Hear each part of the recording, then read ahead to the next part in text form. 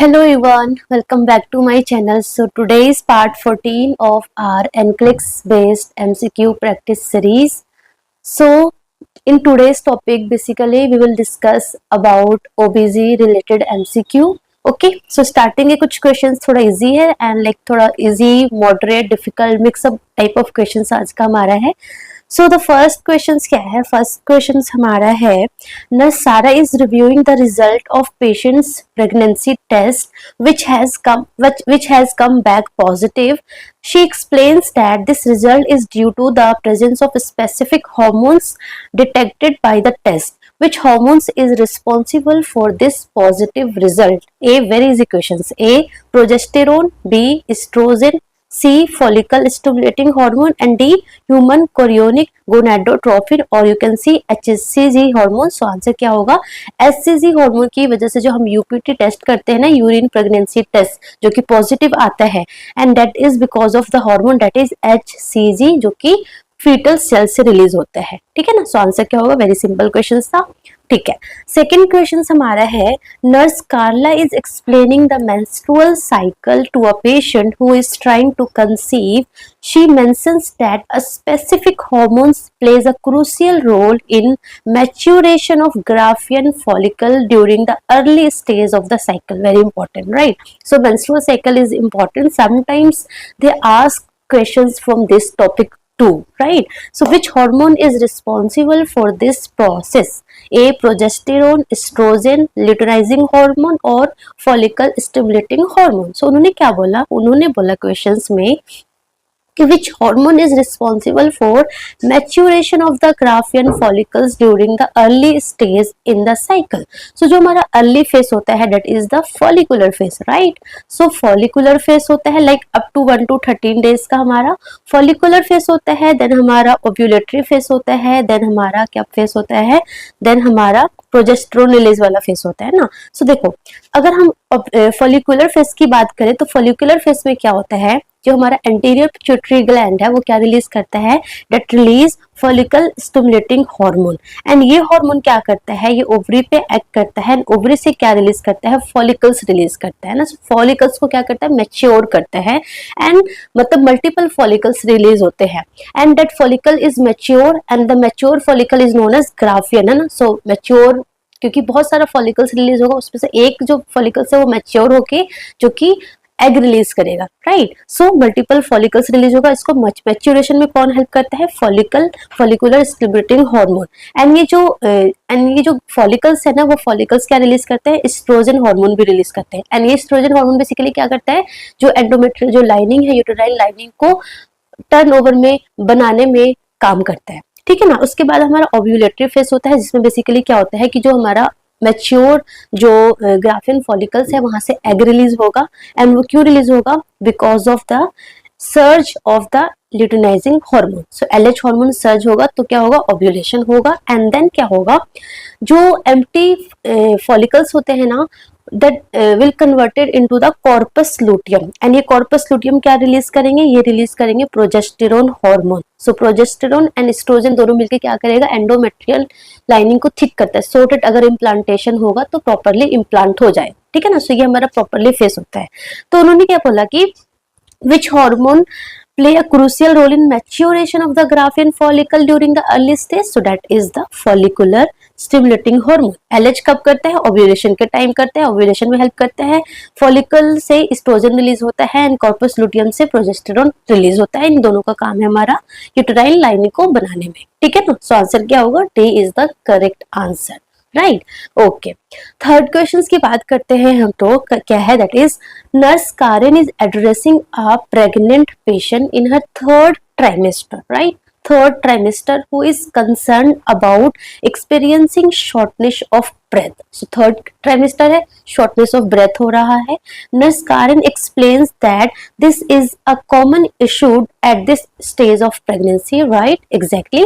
What is the most likely cause of this symptoms? So like during the third trimester of the pregnancy, basically क्या हो रहा है, fundal height एकदम अपने maximum reach पे आ जाता है and because of that maximum reach पे आ जाता है, मैक्सिमम पॉइंट पे आ जाता है, तो क्या करता है वो डायफ्राम को अपवर्ड डिस्प्लेस करता है. एंड बिकॉज ऑफ दैट की जो डायफ्राम है वो अपवर्ड डिस्प्लेस हो जाएगा जो हमारा फंडल हाइट की वजह से, तो क्या होगा, जो मदर का जो लंग्स है प्रॉपरली अच्छे से एक्सपैंड नहीं हो पाएगा, है ना, तो थोड़ा सा शॉर्टनेस ऑफ ब्रेथ होगा and that is normal, right. So क्या है, A the women may experiencing complication of pregnancy, no it is not the complication of pregnancy.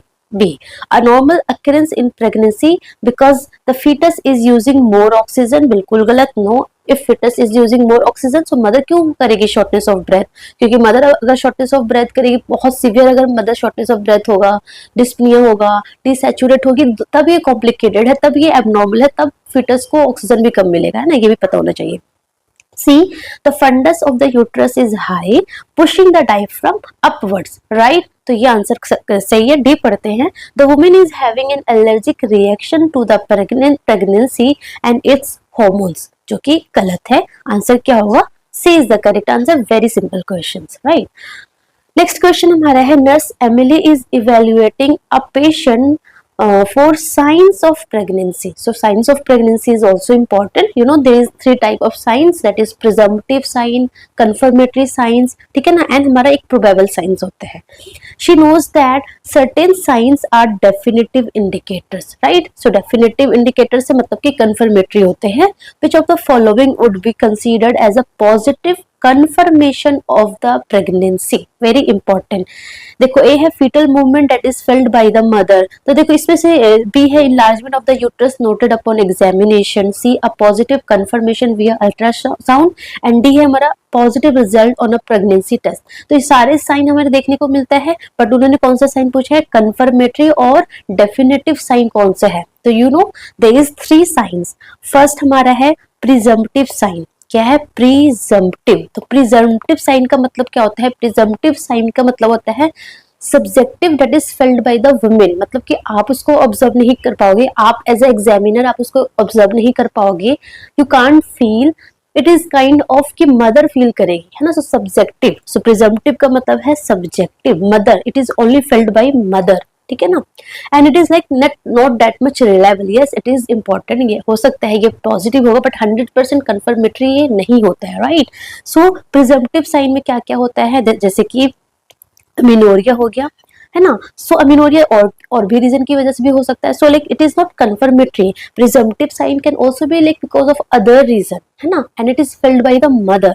So like जैसे कि हमारा अमीनोरिया हो गया, नोजिया वॉमिटिंग हो गया, ठीक है ना, ब्रेस्ट चेंजेस में जैसे कि टेंडरनेस हो जाता है ना, वो सारा इंक्लूड हो गया, है ना। सो ब्रेस्ट चेंजेस हो गया, नोजिया वॉमिटिंग हो गया, है ना, फ्रिक्वेंट यूरिनेशन, क्योंकि जो यूट्रस है वो प्रेशर लगता है on the bladder and because of that frequent urination होता है ना। सो फ्रिक्वेंट यूरिनेशन और भी रीजन की वजह से हो सकता है ना। So it is not confirmatory but it is field bye the mother, subjective होता है, ठीक है ना। Frequent urination and very very important is, आपको क्या याद रखना है, क्यूकनिंग, बाकी सारी चीजें तो सही है, quickening is also included in the presumptive sign. कब फिल्ड होता है ये, भाई 18 to 20 वीक पे हम इसको मदर इसको फिल करती है, that is the fetal movement, है ना, first foetal movement, that is quickening. So ये सारा हमारा क्या है, प्रिजम्पटिव साइन है। सेकंड हमारा है probable sign. So probable sign का मतलब है, प्रोबेबल साइन का मतलब है कि ऑब्जेक्टिव मतलब कि observe by the examiner. So it is like more confirmation than presumptive. So presumptive से ज्यादा इसको हम कंफर्मेटरी मान सकते हैं, but again it is not the 100% confirmatory, right. So probable का मतलब है ऑब्जेक्टिव। अब इसमें क्या क्या होता है, जितने भी साइंस होते हैं ना, गुडल साइंस, चैडविक साइंस, है ना, हेगार साइन, ये सारे इसके अंदर आता है। And very very important one thing जो आपको पता होना चाहिए, that is the UPT test जो करते हैं ना, पॉजिटिव यूरिन प्रेगनेंसी टेस्ट भी हमारा प्रोबेबल साइन में आता है, ठीक है ना। Goodell sign, Chadwick sign, Hegar sign, ballottement हो गया, है ना, बलोटमेंट हो गया, यूटेराइन इनलार्जमेंट हो गया, ठीक है ना, ब्रेक्सटोन हिक्स कॉन्ट्रैक्शन हो गया, ये सारा हमारा प्रोबेबल साइन होता है। देन थर्ड हमारा कौन सा साइन होता है, थर्ड हमारा होता है कंफर्मेटरी साइन। कंफर्मेटरी मतलब कि जो कंफर्मेटरी 100% श्योर है कि yes mother is pregnant. So वो कौन कौन से होते हैं, first is the fetal heart sound through stethoscope, और इधर स्टेथोस्कोप और डॉपलर्स के थ्रू हो गया। सेकेंड हमारा है of course ultrasonography, and third is the fetal movement by the examiner. Very important, fetal movement assessed by the examiner, so that is also comes under the confirmatory sign. So देखो A क्या है, fetal movement that is felt by the mother, that is quickening, right? So quickening कहाँ पे आता है, it is under in presumptive sign के अंदर आता है, तो ये हमारा गलत हो गया. B है enlargement of the uterus noted upon examination. So enlargement of the uterus noted upon examination, ये कहाँ आता है, ये हमारा probable sign में आता है, probable sign में, that is noted by the examiner, right? So it is also not the confirmatory. C है positive confirmation via ultrasound, yes it is confirmatory. D क्या है, positive result on a pregnancy test, it is again probable sign. So answer क्या होगा, C is the correct answer.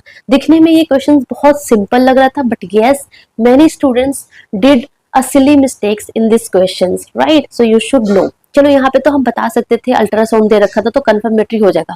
बाकी अगर उन्होंने पूछ लिया हो तो प्रिजम्पटिव कौन से है, प्रोबेबल कौन से है, so you should know each and every sign कि कौन कौन से है. प्रिजम्पटिव में इंपॉर्टेंट आपको क्विकनिंग पता होना चाहिए, प्रोबेबल में सारा साइन है, यूपीटी इंपॉर्टेंट आपको पता होना चाहिए, ठीक है? सो ये जैसे याद कर लो, प्रिजम्पटिव मतलब मदर बताएगी, सब्जेक्टिव होता है, प्रोबेबल मतलब ऑब्जेक्टिव होता है, एग्जामिनर उसको ऑब्जर्व करेगा. एंड कंफर्मेटरी तो कंफर्मेटरी है, ये सिंपल है, fetal heart rate, fetal heart sound auscultation and ultrasound, right? Okay, proceed to the next questions, that is nurse Ella is performing Leopold's maneuver. Leopold's maneuver on a pregnant patient and identify a breech presentation, right? Okay, with the fetal bag positions on the right side of the mother's abdomen. To accurately assess the fetal heart rate, where should she place the stethoscope for the best detection? So देखो, means उन्होंने क्या पूछा है कि fetal heart rate कहाँ पे होगा in the breech presentation में. सो हमेशा फीटल हार्ट रेट कहाँ पे ऑस्कल्टेट करते हैं, जहाँ पे बेबी का बैक होता है. जहाँ पे बेबी का बैक होगा वहां पे फीटल हार्ट रेट जो है, फीटल हार्ट रेट जो साउंड है वो आप बेस्ट ऑस्कल्टेट कर पाएंगे. सो इन द ब्रीच प्रेजेंटेशन आप खुद एज्यूम करो, this is the umbilicus. Breech presentation का मतलब है कि जो बेबी का जो हेड है वो क्या है, ऊपर है, हेड ऊपर है, ठीक है ना, एंड बटक्स नीचे है, राइट? सो कुछ इस तरीके से होगा, ठीक है ना, मतलब कि अबव द अम्बिलिकस. ये जो बैक है वो कहाँ आएगा, अबव द अम्बिलिकस आएगा. एंड उन्होंने क्वेश्चंस में साफ बोला है कि foetal back position on the right side of the mother. So right side of the mother के right side of the mother क्या है, फीटल बैक है, तो ये अबव द अम्बिलिकस होगा. एंड राइट साइड है तो कहाँ पे होगा, राइट अपर क्वाड्रेंट में हमें क्या होगा, फीटल हार्ट रेट ऑस्कल्टेट होगा. तो in the right lower quadrant, in the left upper quadrant, in the right upper quadrant. Answer is correct, in the right upper quadrant में. लेफ्ट वाला तो गलत ही है, ठीक है ना. सो आंसर क्या होगा, C is the correct answer. अगर सिफेलिक प्रेजेंटेशन बोला होता तो क्या होता, राइट लोअर क्वाड्रेंट होता, ठीक है ना, सिंपल. ओके, नेक्स्ट क्वेश्चन हमारा है, during step 1 of Leopold's manoeuvre, means की फर्स्ट लिपोल्स मैनूवर, ठीक है ना. So during first Leopold's manoeuvre nurse Lisa palpates a soft broad mass at the fundus that moves with the rest of the fetal body. Very important line. How should she correctly interpret this finding? A, the mass felt is the fetal bag. B, the fetal presentation is breech. C, the mass at the fundus is the fetal head. And D, the mass palpated is the fetal buttocks. So you know there is 4 types of Lipold's maneuver. That is, the first Lipold maneuver is known as fundal grip, right?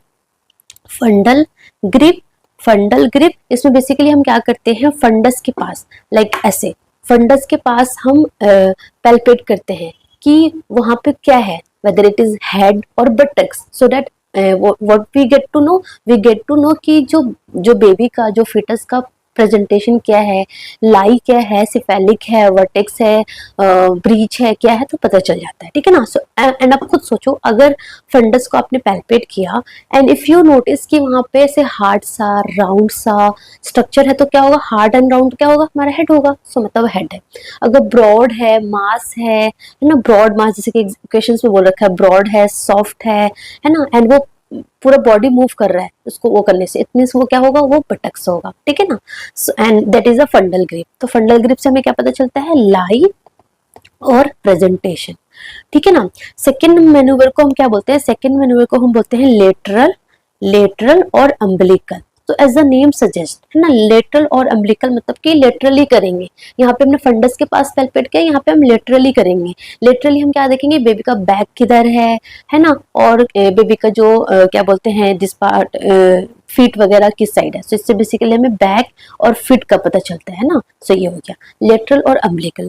Third हमारा है very important folic, folic and fourth हमारा है pelvic. कैसे याद रखना है, ए first आता है देन ई आता है, सो ए comes first then after that E comes, so because of that third हमारा पॉलिक होगा एंड फोर्थ हमारा पेल्विक होगा, राइट। सो पॉलिक में हमें क्या पता चलता है, पॉलिक में हमें पता चलता है presenting part. Also we can assess कि वो इंगेज हुआ है कि नहीं हुआ, सो इंगेजमेंट भी पता चलता है एंड प्रेजेंटिंग पार्ट भी पता चलता है, ठीक है ना। एंड द पेल्विक से हमें क्या पता चलता है, फीटल एटीट्यूड फ्लेक्स है डिफ्लेक्स्ड है ना, सो वो पता चलता है। सो फीटल एटीट्यूड, सो ये हुआ। उन्होंने क्या बोला कि फर्स्ट उन्होंने लिपोल्स मैन्यूवर किया, that is a fundal grip किया, and she notice that there is soft broad mass at the fundus that move with the rest of the foetal body. It means ऊपर क्या है, ऊपर buttocks है, ऊपर buttocks है तो नीचे क्या होगा, नीचे सर होगा। इट मींस क्या है, it is the cephalic vertex presentation हो गया, राइट। सो क्या है, A the mass felt is foetal back, बिल्कुल गलत नहीं। अगर फीटल बैक अगर ऊपर होता, लेट्स सपोज अगर ट्रांसवर्स प्रेजेंटेशन होता, अगर ऊपर फीटल बैक होता तो क्या होता है, एकदम फॉर्म होता, फॉर्म एंड स्मूथ होता है ना, ब्रॉड ऐसे मास नहीं होता, ऐसे फॉर्म स्मूथ सा होता। सो ये गलत हो गया। बी है the fetal presentation is breech, no, because ऊपर बटक्स है तो नीचे सर होगा तो ब्रीच तो नहीं हुआ, बिल्कुल गलत। C the mass at the fundus is the fetal head, वो भी नहीं है क्योंकि राउंड होना चाहिए था, हार्ड होना चाहिए था, राउंड हार्ड नहीं है तो फीटल हेड भी नहीं है। डी है the mass palpated is the foetal buttocks, yes absolutely right answer क्या होगा, D is the correct answer. आई बात समझ में, यस ठीक है। ठीक है, proceed to the next question. हम टाइम वेस्ट नहीं करते हैं बिकॉज बहुत कम टाइम हमारे पास बचा है नॉसिट मेंस के लिए। क्या है, while performing step 3 of Leopold's manoeuvre, that is the third manoeuvre कर रही है, एंड थर्ड मैनूवर कौन सा था, that is the Pawlik, Pawlik manoeuvre कर रहे हैं। Nurse Maria palpates a hard round and movable mass in the suprapubic area में उन्होंने क्या फाइंड किया, there is hard round movable mass, right. What is the correct interpretation of this finding, तो क्या होगा, ऑफ कोर्स हेड होगा, है ना। So mass palpated is foetal head, yes. B पढ़ते हैं the buttocks indicating a breech presentation, बिल्कुल भी नहीं क्योंकि वो हार्ड राउंड मूवेबल है, hard round and movable in the suprapubic area, तो ये बिल्कुल नहीं है। C the mass is the foetal back, वो भी नहीं है। D the mass palpated is a small foetal part, वो भी नहीं है। तो आंसर क्या है, A is the correct answer. Hard है, राउंड है, मूवेबल है, मतलब कि प्रॉपर्ली इंगेज नहीं हुआ है, बट क्या है, हेड है, ठीक है ना। तो हमें प्रेजेंटिंग पार्ट क्या है, हेड है, तो पॉलिक मैनूवर है था और हेड था, तो सिंपल सा आंसर है इसका, ठीक है। नेक्स्ट क्वेश्चन पढ़ते हैं। नर्स आवा is assessing a patient who believes she is around 2 months pregnant, right? She looks for signs that are typical of early pregnancy. Which of the following finding would be consistent with a pregnancy of this duration? That is कितना है, कौन सा duration है, 2 month. 2 month बोले तो 8 week है ना, 7 to 8 week, ठीक है। सो 7 to 8 वीक में कौन सी साइन बेसिकली दिखेगा, A weight gain of 6 to 10 pound and the presence of striae gravidarum, बिल्कुल गलत। ये बेसिकली हमारा कब देखेगा, सेकंड और थर्ड ट्राइमेस्टर में, second last and third trimester में आपको स्ट्राइग्रेविडेरम और इतना ज्यादा वेट गेन दिखेगा, बिल्कुल गलत। B increased respiratory rate and ballottement, so ballottement is that is felt by examiner, right, examiner felt करता है इसको।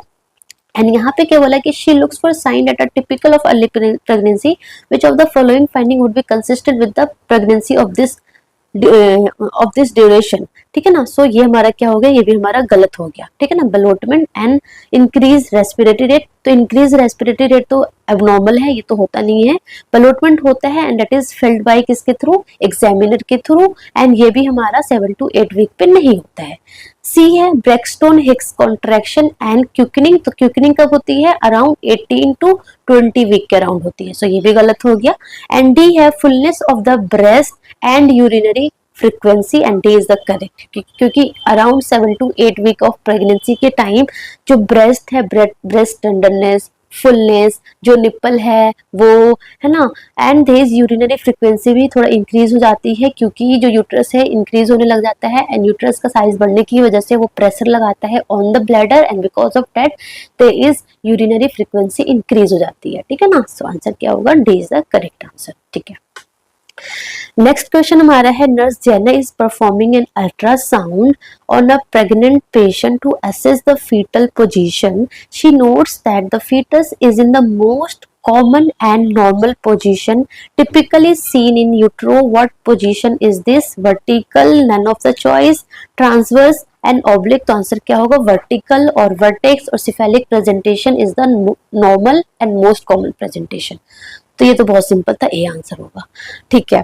नेक्स्ट क्वेश्चन हमारा है, nurse Mia is counselling a patient in her second trimester who is starting to emotionally connect with her pregnancy, ठीक है ना, connect with the pregnancy, which event typically occurring during this time helps the expectant mother to feel more connected to the pregnancy. A lightning, so lightning कब होती है, third trimester के last में होती है, गलत हो गया। Ballottement that is felt by examiner, तो ये भी कुछ नहीं होगा, इससे भी मदर जो है वो अटैच नहीं होगी। C is the quickening, that is very very important. देखो क्यूकनिंग ना मदर अराउंड 18 to 20 वीक के अराउंड मदर फेल्ट करती है एंड क्यूकनिंग क्या होता है, that is the fetal movement that is perceive, that is feel by the mother. And जब फीटल मूवमेंट होता है ना, मदर को बहुत एक हैप्पीनेस होता होगा, है ना, जो मदर है उनको तो अच्छे से पता होगा, बहुत अच्छा सा लगता होगा कि यस मतलब मेरे अंदर एक लाइव है ना, तो एक इमोशनली वो कनेक्ट होती होंगी, है ना। सो उन्होंने यही पूछा है कि nurse May is counseling a patient in her second trimester who is starting to emotionally connect with her pregnancy, which event typically occurring during this time help the expectant mother to feel more connected to the pregnancy, that is the quickening से बहुत ज्यादा connected होती है। T क्या था, D था हमारा सीडोसाइसिस। सीडोसाइसिस क्या होता है, that is a false pregnancy. False pregnancy मतलब कि मदर फील करती है कि मैं प्रेग्नेंट हूँ बट एक्चुअल में कोई भी ऐसा साइन, कोई भी ऐसा कंफर्मेटरी डायग्नोसिस नहीं मिलता जिससे वो पता चले कि वो प्रेग्नेंट है। Like ultrasound doesn't relieve, UPT doesn't relieve, doesn't tell, but yes mother feel कि yes I am pregnant, so that is a false pregnancy, है ना, that is felt by the mother। so ये भी गलत है, answer क्या होगा, C is the correct answer, ठीक है। नेक्स्ट क्वेश्चन हमारा है कि a pregnant client in 32 week gestation is diagnosed with pregnancy induced hypertension, right? Okay, so pregnancy induced hypertension is more than equal to 140 by 90 bp after 20 week, that is known as pregnancy induced hypertension. Which of the following symptoms would indicate that the condition is progressing to pre-eclampsia? तो सबसे पहले हमारा gestational hypertension होता है, that is the pregnancy induced hypertension होता है, that is BP, only BP increase होता है, that is more than 140 by 90। उसके बाद सेकेंड स्टेप क्या आता है, सेकेंड स्टेप आता है प्री इक्लेम्सिया। प्री इक्लेम्सिया में क्या होता है कि बीपी तो रहेगा ही रहेगा, बीपी तो इंक्रीज हो जाएगा, मतलब हाइपरटेंशन के साथ साथ क्या होगा, हाइपरटेंशन के साथ साथ प्रोटीनूरिया होगा, हाइपरटेंशन के साथ साथ क्या होगा, प्रोटीनूरिया होगा। चलो एग्जाम में एक और पॉइंट यहाँ से क्या पूछ सकते हैं कि कितना प्रोटीनूरिया होता है, that is very very important.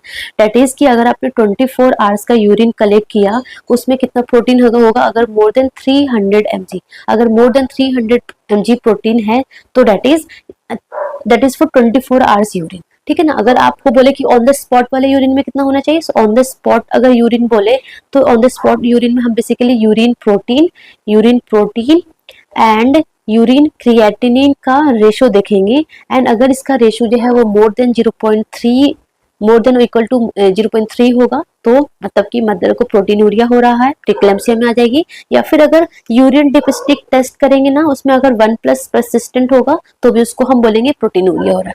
अब आप खुद सोचो, हाइपरटेंशन तो है ही है, प्रोटीनूरिया हो रहा है मतलब कि प्रोटीन का लीकेज हो रहा है। एंड प्रोटीन क्या करता है, एक ऑस्मोटिक प्रेशर बनाता है ना, तो जिसकी वजह से प्रोटीन बाहर लॉस हो रहा है तो क्या होगा, मदर के अंदर क्या होगा, स्वेलिंग होगी, फर्स्ट स्वेलिंग होगी, ठीक है ना।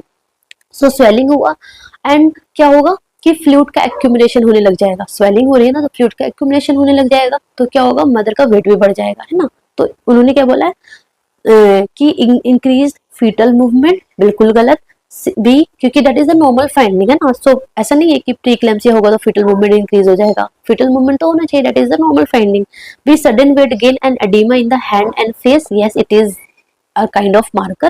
See, a frequent urination and thirst, so it is also wrong क्योंकि ये इंडिकेट करता है डायबिटीज से रिलेटेड है, प्रीक्लेम्सिया से रिलेटेड नहीं है। And D is the elevated fasting blood glucose level, again it is related to diabetes. ठीक है ना, सो आंसर क्या होगा, B is the correct answer. ठीक है ना, सो देखो सबसे पहले हमारा प्रेगनेंसी इंड्यूस हाइपरटेंशन है ना, हमने पढ़ लिया, प्रीक्लेम्सिया पढ़ लिया। प्रीक्लेम्सिया के बाद क्या होगा, सीवियर प्रीक्लेम्सिया हो गया। सीवियर प्रीक्लेम्सिया में क्या होगा, सीवियर प्रीक्लेम्सिया में होगा हमारा हेल्प सिंड्रोम। हेल्प मतलब कि hemolysis, elevated liver enzymes and low platelets. ठीक है, एंड उसके बाद भी अगर आपने मैनेज नहीं किया तो क्या होगा, इक्लेम्सिया होगा, मतलब कि including this all the symptoms क्या हो जाएगा, इसमें सीजर भी मदर को आने लग जाएगा। So that is known as eclampsia. ठीक है ना, ओके। नेक्स्ट क्वेश्चन करते हैं, nurse Davies is monitoring a pregnant patient receiving magnesium sulphate for preeclampsia management. ठीक है ना, ऑफ कोर्स प्रीक्लेम्सिया अगर मदर को होता है तो हम क्या देते हैं मदर को, हम मदर को देते हैं मैग्नीशियम सल्फेट। क्यों देते हैं, सो दैट इक्लेम्सिया ना, मदर को सीजर ना आने लग जाए during pregnancy. To prevent seizure हम क्या देते हैं, मैग्नीशियम सल्फेट देते हैं। During her assessment nurse Davies suspect that the patient may be experiencing magnesium sulphate toxicity, very very important, जैसे लिथियम, डिजॉक्सिन इंपॉर्टेंट है ना, वैसे ही magnesium sulphate is also very important. इसका भी एक नैरो थेराप्यूटिक रेंज होता है। सो अगर मदर मैग्नीशियम सल्फेट थेरेपी पे है, इन्फ्यूजन पे है, so we have to closely monitor for their toxicity, right. Okay, which of the following finding would most likely confirm her concern. So MgSO4 toxicity की अगर हम बात करें तो उसका जो नॉर्मल वैल्यू होता है दैट इज 4 to 7। अगर 7 से ज्यादा होता है, बेसिकली 10 से ज्यादा होता है, तो टॉक्सिसिटी स्टार्ट हो जाती है। टॉक्सिसिटी में सब फर्स्ट साइन क्या होता है, एग्जाम में पूछते हैं फर्स्ट साइन। तो फर्स्ट साइन क्या होता है, डीप टेंडन रिफ्लेक्सेस जो है वो डिक्रीज हो जाती है ना, नॉर्मल से कम हो जाती है। सो दैट इज, या फिर एब्सेंट भी हो सकती है। So that is first sign. वो कब होगी, 10, अगर मैग्नीशियम की जो रेंज है वो 10 से ज्यादा होने लग जाएगा, या 10 से। ठीक है ना, देन सेकेंड हमारा टॉक्सिसिटी किसको अफेक्ट करेगा, रेस्पिरेटरी सिस्टम को। तो रेस्पिरेटरी रेट क्या होने लग जाएंगे, डिक्रीज होने लग जाएंगे। कब होगा, 12, अगर 12 हो गया तो। एंड देन कार्डियोवास्कुलर सिस्टम, अगर 15 से ज्यादा है, 15 है तो कार्डियोवास्कुलर टॉक्सिसिटी होगा। ठीक है ना, इसका एंटीडोट क्या होता है, इसका एंटीडोट होता है हमारा कैल्शियम ग्लूकोनेट। ठीक है, ओके। तो उन्होंने बोला है कि विच of the following finding would most likely confirm her concern. A, respiratory rate of 10 breath per minute, yes it may indicate। B पढ़ते हैं, urine output of 25 ml per hour। So urine output, yes it is important कि urine output अच्छे से नहीं आ रहा है तो हो सकता है कि किडनी डैमेज होगा, तो इसलिए बिकॉज ऑफ दैट जो मैग्नीशियम है वो प्रॉपरली एक्सक्रीट नहीं हो रहा है एंड वो बॉडी में ही एक्यूमुलेटेड एंड टॉक्सिसिटी लीड कर सकता है। But magnesium toxicity will not lead to renal failure, है ना। सो ये हमारा गलत हो गया। सी है serum magnesium level of 7 milliequivalent per litre, that is the normal range, तो ये भी गलत हो गया। डी है presence of active deep tendon reflexes. So deep tendon reflexes present, it means की टॉक्सिसिटी नहीं है, नॉर्मल रेंज में। अगर डीप टेंडन रिफ्लेक्सेस लॉस होता, डिक्रीज होता, तो टॉक्सिसिटी स्टार्ट होता। तो आंसर क्या होगा, A is the correct answer, क्योंकि यहाँ पे उन्होंने क्या बोला कि respiratory rate 10 breath per minute है, नॉर्मल कितना होता है, 12 होता है, 12 से 20 होता है। सो 12 से कम हो रहा है, सो 12 से कम हो रहा है, इट मींस टॉक्सिसिटी स्टार्ट हो गई है, राइट। सो आंसर क्या होगा, A is the correct answer. ठीक है, this is very important question related to magnesium sulphate. Magnesium sulphate is something very important drugs like digoxin and lithium, right. Okay, next question हमारा है कि nurse Johnson is caring for a patient with preeclampsia who is receiving magnesium sulfate therapy. How will nurse Johnson determine that the magnesium sulfate therapy is effective? A, blood pressure decreases, बिल्कुल गलत। Magnesium sulphate हम देते हैं प्री-इक्लैम्सिया में, but it is not given because of the hypertension. Hypertension के लिए हम labetalol अलग डिफरेंट ड्रग्स देते हैं, लाइक एंटी हाइपरटेंसिव देते हैं। Magnesium sulphate is only given for that so that seizure ना आए, to prevent seizure in the mother, right. सो ये गलत हो गया। B, scotomas are present and C है हमारा ankle clonus is observe. So it means कि जो प्रीक्लेम्सिया है वो वर्स्ट हो रहा है ना। This sign indicate that the preeclampsia is worsening, मतलब कि जो सेंट्रल नर्वस सिस्टम को और ज्यादा नर्वस सिस्टम को इरिटेट कर रहे हैं and because of that blind spot दिख रहा है, एंकल क्लोनस ऑब्जर्व हो रहा है ना। So it is not related to कि इसकी वजह से हम मैग्नीशियम सल्फेट थेरेपी का हमारा इफेक्टिवनेस हम नहीं बता सकते हैं।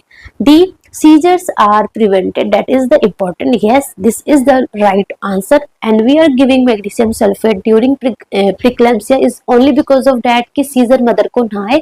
so सीजर prevented है, it means कि मैग्नीशियम सल्फेट का जो थेरेपी इफेक्टिव है, ठीक है ना। बाकी स्कोटोमस प्रेजेंट है, एंकल क्लोनस ऑब्जर्व हो रहा है, इट मीन्स कि जो प्रीक्लैम्सिया वो थोड़ा वर्स हो रहा है ना, सो आपको वहां ध्यान देना है। बाकी मैग्नीशियम सल्फेट थेरेपी इफेक्टिव है कि नहीं है वो हमें सीजर से पता चलेगा। सीजर नहीं आ रहा है मीन्स कि वो इफेक्टिव है, ठीक है, ओके, ठीक है। नेक्स्ट क्वेश्चन हमारा है कि nurse Harris is caring for a pregnant patient in her third trimester who has been admitted with severe preeclampsia, okay. While monitoring for potential complication, what should nurse Harris assess for? तो अभी मैंने आपको बताया severe pre-eclampsia में क्या हो जाता है, हेल्प सिंड्रोम हो जाता है, वेरी वेरी इंपॉर्टेंट। हेल्प मतलब कि हिमोलाइसिस होगा, एलिवेटेड लिवर एंजाइम हो जाएंगे एंड लो प्लेटलेट्स हो जाएंगे, ठीक है।